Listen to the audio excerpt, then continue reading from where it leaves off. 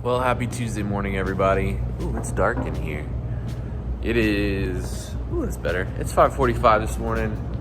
Getting things ready once again for another great day of making coffee and enjoying everything that we have to offer here at Barista Parlor.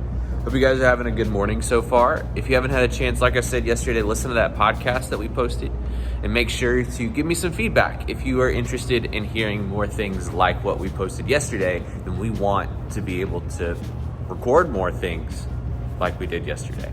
So over the past few months, I've had a lot of people ask me about espresso specifically, and I know we've talked a few times about it during the Everyday Use series, but some basic overview run through things about espresso.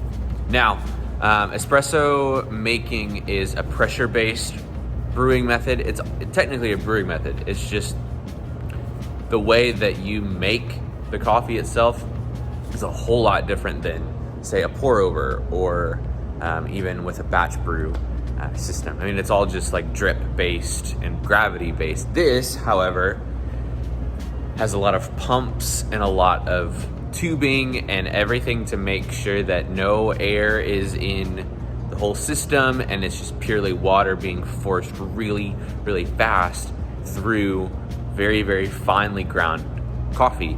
And that the reason why it's ground so fine is in order to create resistance so that extraction actually occurs instead of, just think like if you have a bunch of larger rocks and you're pouring water through it, it takes a very short amount of time for that water to go through those rocks. Whereas if you have sand, it takes a very, very long time for, say, a couple drops of water to get through that entire mixture. It might even get absorbed. That's what's happening in espresso. So the legend has it that an Italian wine farmer was kind of upset with his workers for taking super long coffee breaks. So he decided to create this wild machine that would create a small little cup of coffee that had the same strength as a big cup of coffee. What he noticed is that people were taking shorter breaks, people were more energized more quickly, and that is the legend, so I've heard, behind espresso. But anything that comes in, anything that is espresso might be served in something small like this.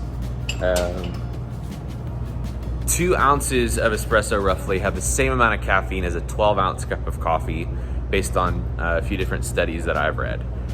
So if you're looking for quick caffeination, espresso is the way to go. If you're looking for something that is going to be like more taste-driven and taste-focused, and you're able to drink it a long time, then your brewed coffee is going to be the way to go.